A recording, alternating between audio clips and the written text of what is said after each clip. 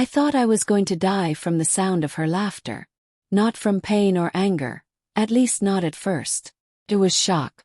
The kind that makes your limbs go numb and your mind detach from your body, as if you're watching your life shatter from behind a thick glass wall. She wasn't just laughing.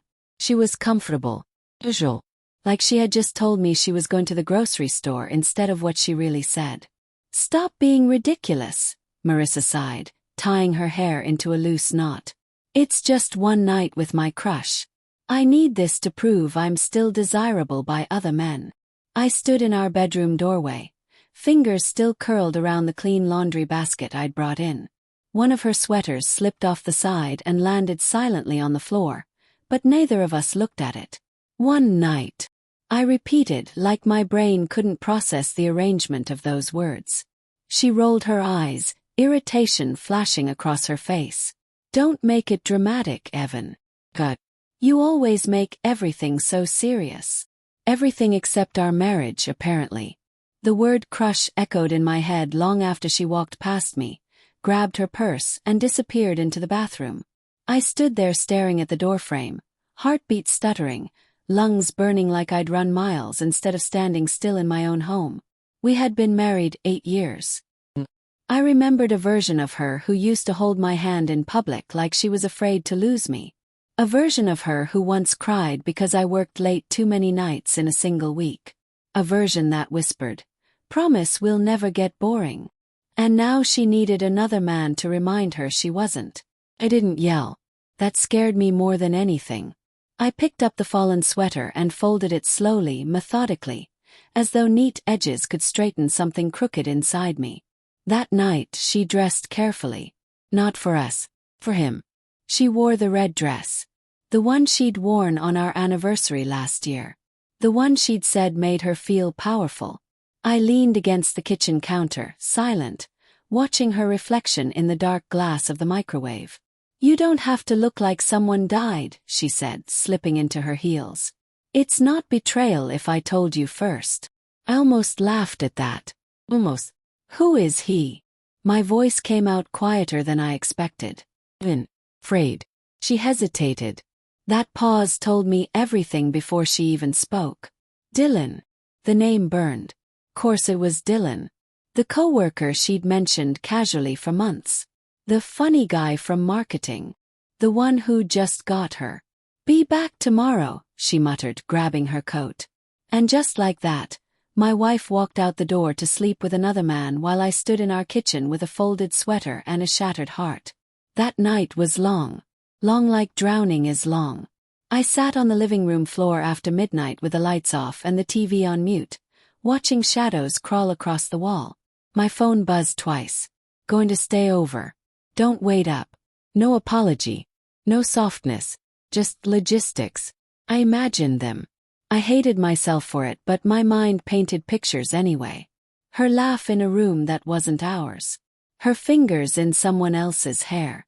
Her body choosing someone who wasn't me. Felt small. Replaceable. Laughable. But somewhere between 2 a.m. and the faint gray of early morning, something else took root inside me. Clarity. If she could do this without shaking, without crying, without guilt, then she had been gone long before tonight. And if she was already gone, I had no reason to beg. What I did next didn't happen in one dramatic burst of anger. It happened quietly. Precisely. Like surgery.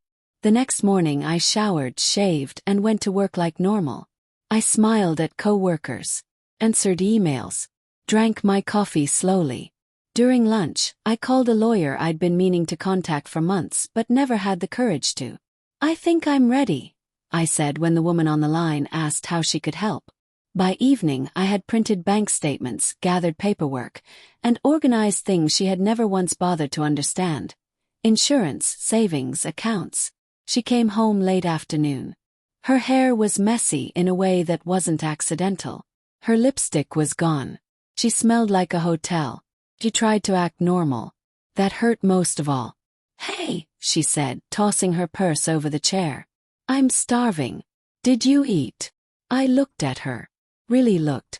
And realized I didn't recognize her anymore. "I did," I replied simply. That night, she slept deeper than she had in months. I didn't. I sat at the kitchen table with a pen and a legal pad, writing everything I felt and everything I deserved. I didn't cry. Not then. 2 weeks later, I handed her the envelope. She was in the middle of painting her nails when I placed it in front of her. "What's this?" she asked. "Open it." Her smirk faded when she saw the heading. Divorce petition.